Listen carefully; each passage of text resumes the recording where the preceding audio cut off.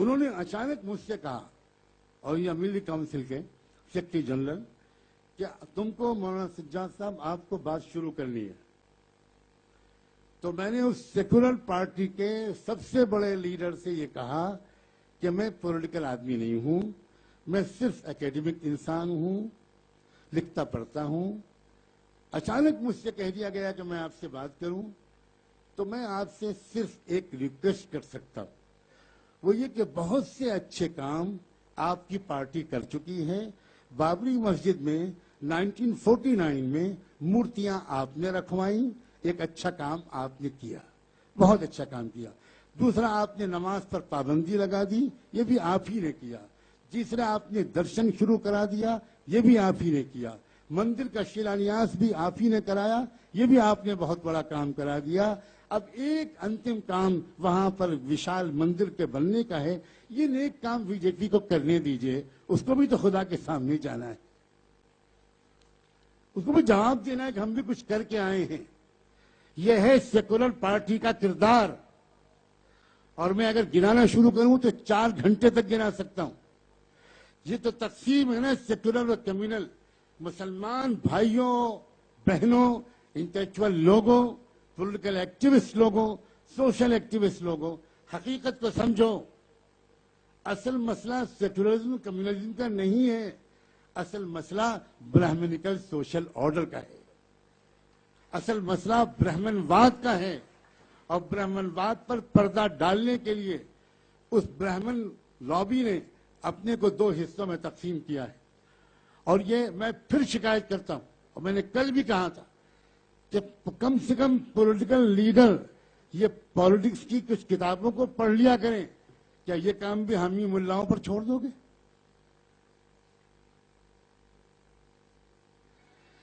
Political science کی basics میں یہ بات ہے کہ کوئی بھی آئیڈیالوجیکل موومنٹ, کوئی بھی نظریاتی تحریک, کسی وچار دھارا کو لے کر چلنے والی کوئی موومنٹ کبھی ایک پولیٹیکل پارٹی نہیں بناتی. وہ ہمیشہ 2 پارٹیاں بناتی ہیں, اور وہ دونوں پارٹیاں ایک دوسرے کو خوب گالی بکتی ہیں, خوب برا بھلا کہتی ہیں, اور پبلک پوری بیوقوف بنتی ہے. وہ سمجھتی ہے کہ یہ پارٹی اس پارٹی کے وروਧ میں ہے, یہ پارٹی اس پارٹی کی مین اپوزیشن پارٹی ہے. یہ پولیٹیکل سائنس کی ABC جاننے والے کو بھی جاننا چاہیے. یونائٹڈ اسٹیٹس آف امریکہ میں 2 پارٹیاں ہیں, ڈیموکریٹک اور ریپبلکنس, اور آپ نے ابھی حال میں دیکھا کیسی گھمسان کی جنگ ہوتی ہے. لیکن پھر کیا ہوتا ہے؟ پھر یہ ہوتا ہے کہ اپوزیشن پارٹی کا کوئی سینئر لیڈر اس جیتی ہوئی پارٹی کی حکومت کا سیکرٹری آف اسٹیٹ بن جاتا ہے. یہ بار بار ہو رہا ہے. اور ابھی بھی ڈونلڈ ٹرمپ سے ہارنے کے بعد ہلری کلنٹن نے اسی وقت پہلے فون کر کے ڈونلڈ ٹرمپ کو یہ کہا کہ میں آپ کے ساتھ مل کر کام کرنے کو تیار ہوں. What does it mean? اس کا مطلب صاف ہے, ریپبلکن پارٹی اور ڈیموکریٹک پارٹی دونوں کے کانسٹیٹیوشن کے بنانے والا ایک ہی دماغ ہے, جس کے بارے میں بابل مشرا نے صبح کہا تھا. اور وہ ہیں یہودی, وہ ہیں جیوز, وہ ہیں زیونسٹ لابی. دونوں نے مل کر ایک ہی دماغ نے 2 پارٹیاں بنائی ہیں, تاکہ ایک پارٹی سے جب پبلک ناراض ہو تو دوسری پارٹی کو لے آئے, اور اس سے جب ناراض ہو تو پہلی پارٹی کو لے آئے, اور یہی چکر چلتا رہے. پالیسیز میں کوئی میجر ڈفرینس نہیں ہوگا. یہی صورتحال UK کی ہے. وہاں بھی 2 پارٹیاں ہیں, لیبر اور کنزرویٹو. باری باری انہی کی حکومت آتی ہے, لیکن کوئی فرق پالیسی میں نہیں پڑتا. پولیٹیکل لوگوں اور سوشل ایکٹیوسٹ لوگوں, خدا کے لیے سمجھو, تنہا یہ اسٹیج ہے دیش میں بامسیف اور بھارت مکتی مورچے کا, جہاں ڈنگے کی چوٹ پر یہ بات کہی جا سکتی ہے کہ ہمارے دیش میں بھی سیکولر اور کمیونل نام کی تقسیم بالکل جھوٹی ہے. یہاں تقسیم ہونی چاہیے ظالم اور مظلوم. یہاں صرف ایک تقسیم ہے, کون ظالم ہے اور کون مظلوم. ہم کسی کو سیکولر ماننے کو تیار نہیں ہیں, اس لیے کہ وہ اپنے آپ کو سیکولر کہنے لگے اور اس کے بعد دوسروں کو کمیونل کہنے لگے, اور ہم مان لیں کہ وہ سیکولر ہیں اور तुम सेकुलर हो और वो कम्युनल हैं, हम अच्छी तरह जानते हैं कि तुम भी कम्युनल हो और वो भी कम्युनल है। ये है साफ साफ बात, जिसके समझाने के लिए मैं सख्त बीमारी की हालत में परसों से भोपाल में हूं, और मैंने परसों भोपाल की महिलाओं से कहा था, जिनको बहुत मोहब्बत के साथ आमंत्रित किया हमारे अजीज दोस्त आरिफ मसूद साहब ने, और एक कॉल पर हजारों महिलाएं जमा हो गई, और मैंने उनसे कहा था कि असल बात मैं वहां अधिवेशन में आपको बताऊंगा। बातें बहुत थी मेरे जहन में, लेकिन मैं जानता हूं मगरिब की नमाज का वक्त हो चुका है, और इसलिए मैंने उस वक्त कहा था कि मैं बाद में बात करूंगा, मैं पहले चाहता हूं अमन मेश्राम कंक्लूड कर दें। लेकिन मैंने देखा कि, और अमन मेश्राम जी ने देखा कि बहुत सी बहनें ये समझकर कि अब मेरी स्पीच नहीं होगी वो जाने लगी।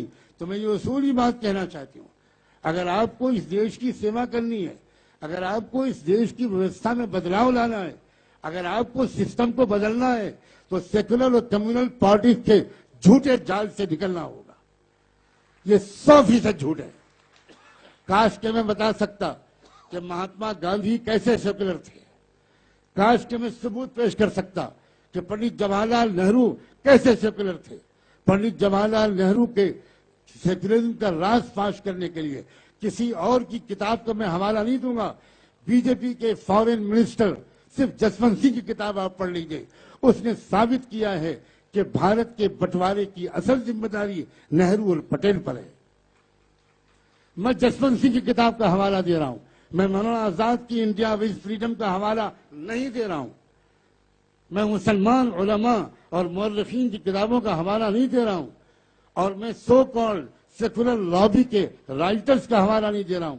मैं खुद 3-4 पुश्तों से सहाफियों उलमा की औलाद में हूं। हजारों लाखों सफात मेरे बड़े भाई ने भारत के बंटवारे की तारीख पर लिखे हैं।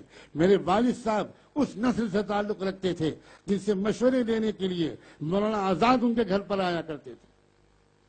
मैं घर का भेदी हूं, मैं अच्छी तरह जानता हूं इस बात को, लेकिन बस ये खुदा का शुक्र है मैं कब से एक ऐसी जगह की तलाश में था जहां मैं अपने मुताले को ईमानदारी से पेश कर सकूं। खुदा आबाद रखे इस गुलशन को, खुदा शादाब रखे इस चमन को। यह है बॉम्बसेफ का वो स्टेज जहां किसी रिजर्वेशन के बगैर, जहां किसी तहफ्फुज के बगैर मैं साफ साफ अपने लाखों सफे की मुताले की बात पेश कर सकता हूं।